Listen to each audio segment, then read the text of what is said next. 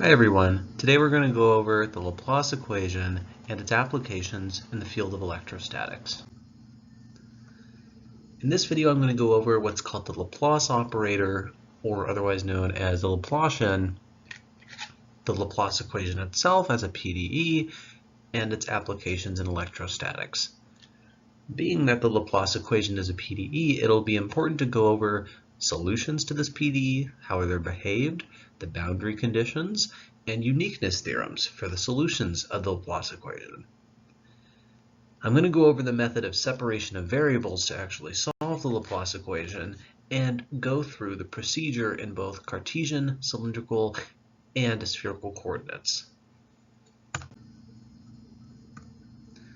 So shown here is the Laplace equation. It's given by the symbol nabla squared, acting on a function, and that being equal to 0. This is what defines the Laplace equation. The nabla squared term is called the Laplace operator, and it acts on f as the divergence of the gradient of f. The way this works in different coordinate systems is in Cartesian we have a sum of the second order partial derivatives. In cylindrical coordinates, we still have a sum of second order partial derivatives, but we have these additional factors of r which pop out when doing a change of variables. In spherical coordinates, it appears to get a little bit more complicated by having additional terms such as r and sine of theta in each of the terms. In electrostatics, we have that the curl of the electric field is equal to 0. Vector calculus teaches us that whenever the curl of a vector field vanishes, we can write that vector field as a gradient of a scalar function.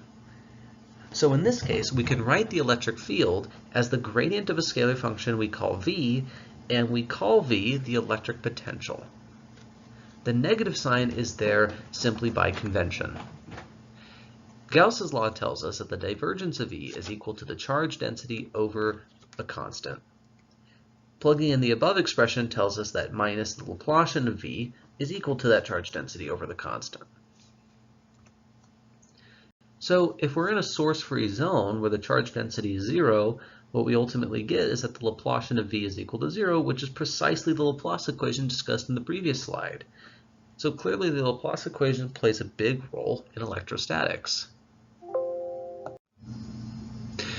So mathematically, if a function f solves the Laplacian squared f is equal to 0, f is called a harmonic function. Harmonic functions have this really nice property called the mean value property.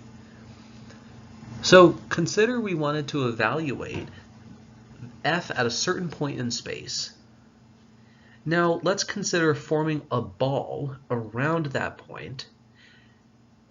If we average the value of the points on the ball, the average value of all those points is actually equal to the value at just the center, our point f of x.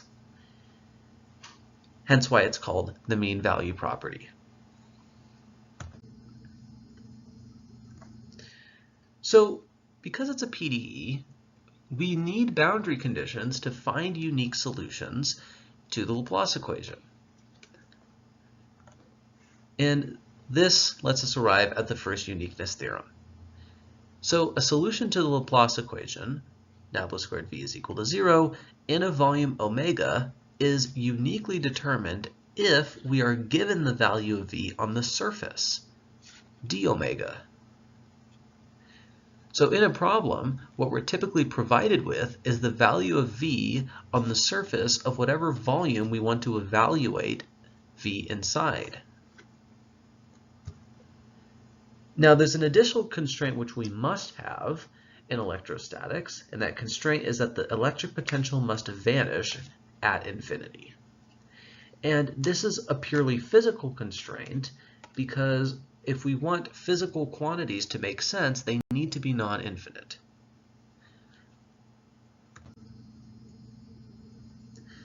So what if we're not given V on the boundary? Well, the second uniqueness theorem for electrostatics tells us that if our volume omega is surrounded by a bunch of conductors and the volume omega has a charge density rho, then the electric potential V is uniquely determined if the total charge on each conductor is given. So notice that I said the volume has a charge density rho, but earlier I was saying that we're considering a source-free region. So in fact, this second uniqueness theorem is more general than just for the Laplace equation. Of course, it still works because if it's true for all rho, it's true for rho is equal to 0. But this is also true if we want to consider a non-source-free region in which the Laplace equation would be something called Poisson's equation. So to solve Laplace's equation, we look to the method of separation of variables. Now, the general idea of separation of variables is we want to take a PDE and reduce it to a bunch of linearly independent ordinary differential equations, ones that we know how to solve. So given a PDE involving variables x1 to xn, we can assume that the solution is separable, meaning it takes the form of a bunch of functions of each individual variable times each other. In other words, the solution, we can essentially factor out each of the variables into its own separate term. Now this is obviously a decently strict assumption, right? We can conjure up plenty of functions where we cannot write it in this form. So of course, we can't solve any PDE with this method, but it's worth a try. And it's common that this method does work in a lot of physics PDEs. And what's nice about this method is when it does work, the solution is actually the fully general solution. So let's see how this works in Cartesian coordinates. So we saw that the Laplacian of V is equal to 0 is the same as writing the sum of just the second order partial derivatives acting on V. So what we do is we say, let's assume V can be written as a product of three functions. A function of x, which I call capital X, a function of y, which I call capital Y, and a function of z, which I call capital Z. Plugging this in gives us the following. So notice these partial derivatives will only act on one of the functions, though the other ones are factored out. So what's common to do in separation of variables is to then divide by v, giving us this. Note that these three terms are completely independent of each other. What I mean is that they involve only one variable. So the left term only involves x's, the middle term only involves y's, the right term only involves z's. Now what that allows us to say is that each term is actually equal to a constant. The reason we can say that is because if, let's say, the term on the left, the x differential equation, was equal to a non-constant function, then that would say it does in fact have some dependence on y and z because the only other terms in the equation are terms involving y and z. But of course that's not possible because x, y, and z are now independent. So each of these constants has a constraint in that the constants added up should give 0, and that's just seen by the equation. The solution to these ordinary differential equations are easily solved for, and there's different possibilities depending on whether or not the constants are positive, negative, or equal to 0. So if they're positive, we get an exponential solution. If it's negative, we get an oscillating solution. And if it's 0, we get a linear solution. So this is a common theme we'll see in Cartesian, cylindrical, and spherical coordinates. Now, of course, the y and z equations take the same form. So let's work out an example. Let's say we're given a big rectangular prism which starts at x is equal to 0 and extends all the way to x is equal to infinity. So an infinitely long rectangular prism where its height is b and its width in the z direction is a. So the first uniqueness theorem tells us that we're able to solve this problem if we're given the value of V on the boundary of this rectangular prism. So to do that, let's say that the value along the boundary is 0, except for the face at x is equal to 0, where we say that it's equal to some function v0 of y of z. Now, of course, we also have to say that the electric potential approaches 0 as x approaches infinity, because it is, in fact, an infinitely long cylinder. So now we want to figure out what is V inside of this rectangular prism. Well, let's write out the 3 independent equations that I showed in the last slide. But I'm going to make a choice of variables which might not be super clear right off the bat. However, if you were to start with a general C1, C2, and C3 and work at all the cases, you would figure out that for these specific boundary conditions, the constant for the x equation must be positive, the constant for the y equation must be negative, and the constant for the z equation must also be negative. And we write those in a way such that they all add up to 0. And it's a common trick, or not a trick, but a clearer method of writing negative and positive constants by writing it as a negative a number squared or positive a number squared. This makes it sign manifest so that it doesn't actually depend on whatever we plug in for k because we're squaring it, or whatever we plug in for L because we're squaring it. So because x is equal to a positive constant, or I should say the x differential equation is equal to a positive constant, we get an exponential solution. The y equation is equal to a negative constant, and same for the z equation, so those are going to give oscillating solutions of sine and cosines. So we have 6 different constants here, and it should be the case that these 6 different boundary conditions give us the values of these constants.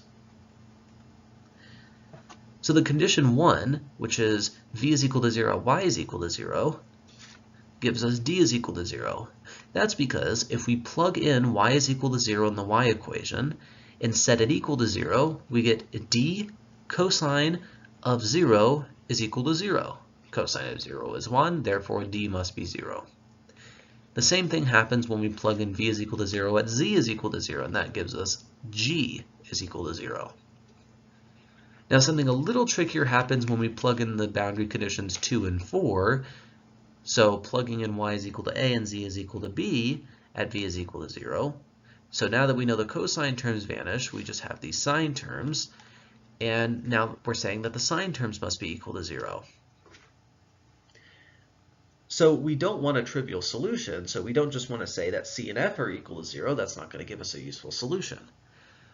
So what we can say is that k and l times y, or times z for l, should give integer multiples of pi to make the sine term vanish. That happens when k is n pi over a, and that happens when l is m pi over b, where n and m are positive integers. And our equation, or sorry, our boundary condition 5, v approaches 0 as x approaches infinity, tells us that a is equal to 0. Otherwise, we have an exponential term that blows up. So plugging everything in and mashing all the constants into 1 gives us that we have a constant times this decently complicated exponential term times these 2 sine terms. So we should be able to solve for our c by plugging in the 6th boundary condition. What we notice is when we plug in x is equal to 0, we get a constant times these 2 sine terms, and we're claiming that that's equal to some arbitrary function of y and z. But of course that's not going to be true, always. So it seems that something has gone wrong.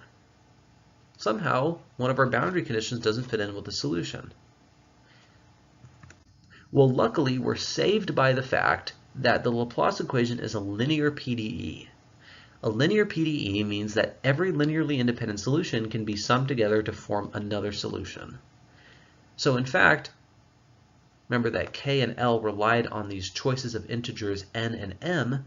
Each choice of n and m constitutes as a linearly independent solution, so in fact the most general of solutions should be a linear combination of all possible n and m's.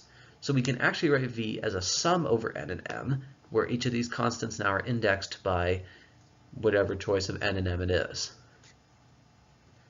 So now this seems a little bit more reasonable if we think back to how a Fourier series works. Right? We're saying representing functions by these infinite sums of sines and cosines, so this seems a little bit more plausible now. So let's try plugging it in now. Plug in x is equal to 0, and we set it equal to this function v naught of y of z. And to solve for these constants c, we use Fourier's trick, which is multiplying both sides by the trig terms with primes on the integer index and integrating. Using the orthogonality of signs, we can solve for the constant c. So now we have an integral expression for c, which we can evaluate for each n and m, and so now we do know the solution for v, because all we needed to know was the constant c, and now we know the constant c. So, how does this work in the cylindrical case? Well, the Laplacian is given by something a little bit more complicated, but we can start off doing the same thing. We say that the electric potential is equal to a function of r times a function of phi times a function of z. Plugging everything in and dividing by v gives us the following. But we'll notice there's a slight issue. All three of these terms are not independent of one another. The r term, the r differential equation, involves only r, that's okay. The z term only involves z, that's okay. The phi term involves phi and r. So that is not independent. So what we have to start off by doing is treating the r term and the phi term as one big term because they're both interdependent. The z term we can treat as independent of the other. So we set the r plus the phi term is equal to a constant, and I've also multiplied by r squared on both sides after setting it equal to the constant, and we set the z term is equal to a constant. Now, of course, these constants must add to 0, and that just tells us that whatever c1 is should be the negative c2. So the solutions to z are going to be similar to the Cartesian case. So we already know those solutions. The r differential equation is a little bit different, but now we can move the phi term to the other side. So now the left and right hand sides are independent. So we can set the phi term equal to a constant, call it c3. But what ends up being the case is that the periodicity of phi, meaning that whenever we add 2 pi to an angle, we should expect to get back the same result, means that c3 must be negative k squared, where k is 0, 1, 2, 3, so on. The reason for that is if c was a positive constant, we would get an exponential solution, but exponential solutions don't have this periodic behavior like the oscillating solutions have. So we have this constraint on the sign of c3, so we can say it's negative k squared, and then we go plug that into a radial equation.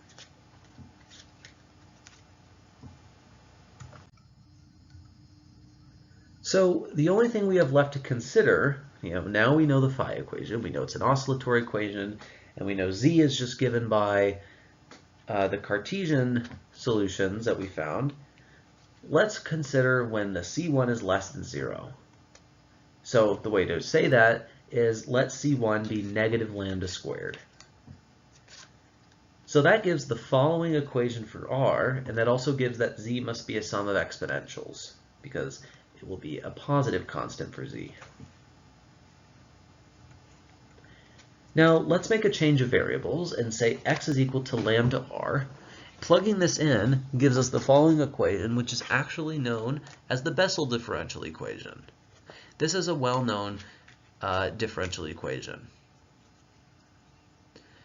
Now the general quote-unquote well-behaved solutions are called Bessel functions of the first kind. Those are denoted by j with a subscript k. So k is whatever the k is we chose for the phi differential equation.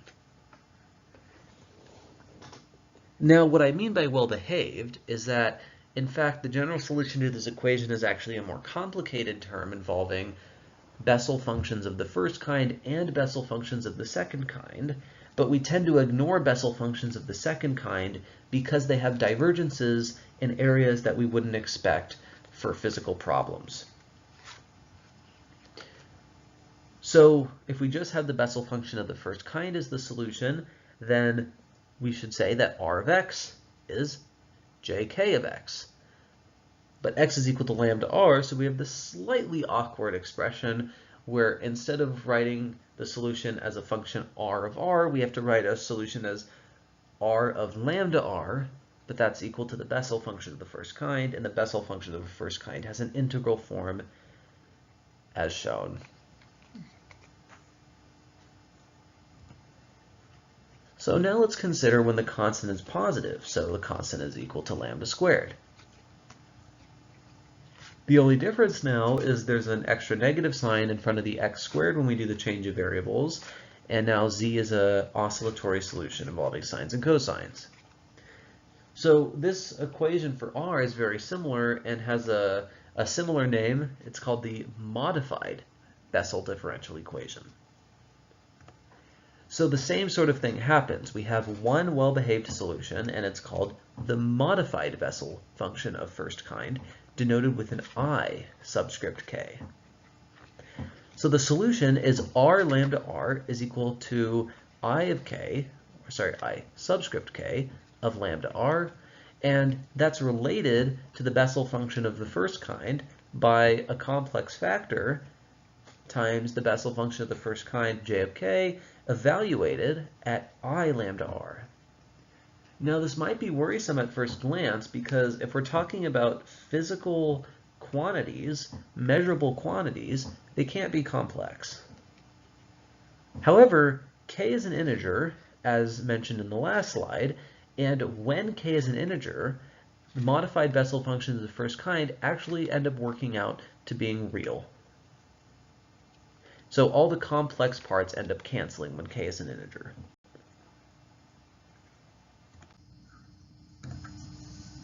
So our last case is to consider when the constant is 0. And this makes our life a little bit easier. The z is now linear in z, just cz plus d. And the solution to the r equation is given in two cases, when k is 0 and when k is greater than 0. When k is 0, it is just a log term involving r plus a constant, and when k is greater than 0, it's a sum of powers of r. So let's just recap. When our constant, as defined in the setup, was negative, so negative lambda squared, we had our radial function being the Bessel function of first kind, and our z function being a sum of exponentials. Our phi term is the same regardless of our case. It's always just going to be a sum of exponentials due to the sum of sines and cosines due to the fact that it's a periodic in nature. If the constant is positive, then we have z being a sum of sines and cosines, and r being a modified Bessel function of the first kind. When c1 is 0, in other words, we can just say lambda is equal to 0, z is linear, and r has these two cases in which we discussed. So there's a lot of casework that went into the cylindrical case. So let's work out an example. Let's say we have an infinitely long cylinder that points along the z-axis, and it's not only infinite in the positive z-axis, but it extends infinitely in the negative z-axis. And what we're given is that the value on the surface of the cylinder is given by v0, a constant, times sine of phi. And of course we impose that v falls off to 0 as we approach the endpoints. So z being plus and minus infinity. And we want to find what the value of v is inside of this cylinder. Now you'll notice that our boundary conditions and the setup to this problem are telling us that the electric potential is uniform in the z direction. And when we look at the three cases as mentioned prior, The only possibility is when lambda is equal to 0 and the linear term is equal to 0. So the only way that happens is when we have the z function just being equal to a constant. Of course, our phi function is just sines and cosines, and we have our r function splitting up into the two cases. So k is equal to 0 and k is greater than 0, we have these two cases here. But inside the cylinder, we can't let v blow up at r is equal to 0, so it must be that f of 0 and gk are just equal to 0. Otherwise, the log of 0 terms and 1 over 0 terms will cause issues. So now the fully general solution, as described before, we need to multiply all of our terms together and sum over all the possible solutions. So we consider the solution at k is equal to 0 when we add together all the solutions when k is not equal to 0. So this just gives us a constant term plus this sum of power of r times sine plus cosine with some corresponding constants. What we want is that v evaluated at capital R gives us this v0 sine of phi. So when we set that equal to the general form as written above, we notice that g0 has to be 0 because there's no constant term in v0 sine of phi. Also, bk must be 0 because we only have a sine of phi term. There's no cosine term, so we shouldn't let any cosine terms live in our general solution. As for the sine terms themselves, since we have a sine of phi term, and the sum is summing over sine of k phi, where k is an integer, what we want is the sine of phi term to have the correct coefficient in front of it, but any other sine terms go to 0. So it's a game of matching coefficients. So only the a5 term survives, and what we're left with is capital R to the 5th times a5 is equal to v0, just matching coefficients. Solving for a5 and plugging all of this stuff back into a general solution leads us with little r to the 5 over r to the 5 times v0 sine of phi. And you'll notice that when we plug in big R into little r, we're left with just v0 sine of phi, exactly what our boundary condition was. So that checks out. So finally, we consider how this all works in the spherical case. Now, we have this complicated Laplacian, and we assume that v splits as a function of r times a function of theta times a function of phi. And this is going to have similar steps to cylindrical coordinates, because when we plug it in, then we get a term on the left which is involving r, and these two terms on the right which both involve theta and phi. So we can consider the r term by itself, but we need to first lump together these two angular terms. And for reasons I won't delve in too much, we can actually show that the constant is best chosen for the r function to be negative L times L plus 1. And that means the constant for the angular term must be L plus 1, as they must add 0. So this comes partially from the periodicity of theta and also how the solutions to the r differential equation behave. So for the angular term, now we can move over the phi term, just like we did in the cylindrical case. And now that the left and right hand side are independent, we can say that the phi term is equal to negative m squared. We can say it's equal to negative m squared because we want phi to be periodic. So it can't be a positive constant. The radial function is easy to solve for. It's just a sum of powers of r. So the only complicated function we have left to solve is the theta function. So let's make a change of variables again. Let's say x is equal to cosine of theta. This gives us the following differential equation. And the solutions to this equation are called the associated Legendre functions. given by P or Q, indexed by L or M. Now, in the same way, we have one well-behaved solution, and that well-behaved solution is P. So the solution theta of x is just given by this associated Legendre function, P, and of course x was cosine theta, so to get our expression in terms of theta, we just plug that in. And the expression for the associated Legendre function evaluated at cosine theta is given by these prefactors times these mth derivatives of these polynomials called the Legendre polynomials. So the associated Legendre functions are constructed by these derivatives of the Legendre polynomials. And of course for phi, we have just a sum of sine and cosine. So multiplying everything together, our r term, our theta term, which is just the associated Legendre function, and the phi term, we get the following. We get a constant, we get an r term, we get the associated Legendre function, and then we get to this e to the im theta, or I'm sorry, e to the im phi. And we have the same thing for the other r term with a different constant. Now you might be wondering, this looks a little bit different because our phi term was sine and cosine. So why is it e to the im phi?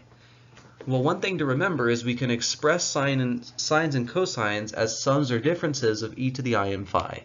So by doing a little rearranging, you can put it into this nice form, and it'll eventually give you your sines and cosines because the sum of m ranges actually from negative L to L. So that is the one slightly unique thing, different from cylindrical coordinates. This comes from just the behavior of the Legendre functions, that the values of m can only lie between L and negative L, although m is still an integer. So because it runs over a positive and its corresponding negative number, this is what allows the e to the im theta trick to work out. Now I want us to notice something. I never considered any cases in the spherical case, and that's something that's actually rather nice. So regardless of boundary conditions, you always have this form. Unlike the cylindrical case where we had cases and the Cartesian case where we had even more cases. So in some sense, the spherical setup is the quote-unquote simplest case, certainly simpler than cylindrical. So let's consider an example of a sphere of radius r with a potential specified on its surface to be 1 minus cosine of 2 theta. So our first step would be to write down the general form of v as we did in the last slide, but we'll notice that only the first term survives because since we're interested in the potential inside the sphere, we can't have diverging terms at the origin. So the other term would diverge at the origin, which is why we get rid of it. So the only boundary condition to impose is that this 1 minus cosine of 2 theta is equal to this general form. This 1 minus cosine of 2 theta has no phi dependence, so it must be the case that m is equal to 0 to get rid of all phi dependence on the right-hand side. So now we don't have a sum over m anymore, and we fix m to be 0. Now all we have is all these Legendre functions evaluated at m is equal to 0 and a sum over the L index. So what we need to do now is write down these Legendre functions and see if we get a cosine terms which match the left-hand side. So I'll list the first few. The first few are that P00 is 1, P01 is cosine theta, and P02 is a term involving cosine squared theta and a constant term. So the trick here is to notice that 1 minus cosine of 2 theta is equal to 2 minus 2 cosine squared theta. So that means we need to choose Legendre functions which only have constant and square cosine terms. The only Legendre functions which contain only those terms are P00 and P02. In other words, the terms L is equal to 0 and L is equal to 2. So all other L terms vanish, and once again m was fixed to be 0. So the only constants that are non-zero then should be A00 and A20. So now it's a game of matching coefficients. We plug in those corresponding coefficients, set all the other ones to 0, and now we match the terms. And we get the forms of those coefficients as shown. Plugging it back into the general form of v gives us this. And just as a sanity check, you can check that plugging in capital R for little r yields 1 minus cosine of 2 theta, which is precisely our boundary condition. So that's all I have on the Laplace equation. I hope you found that useful, and I'm excited to make more videos on related subjects in the future. And I thank you all for listening. Bye.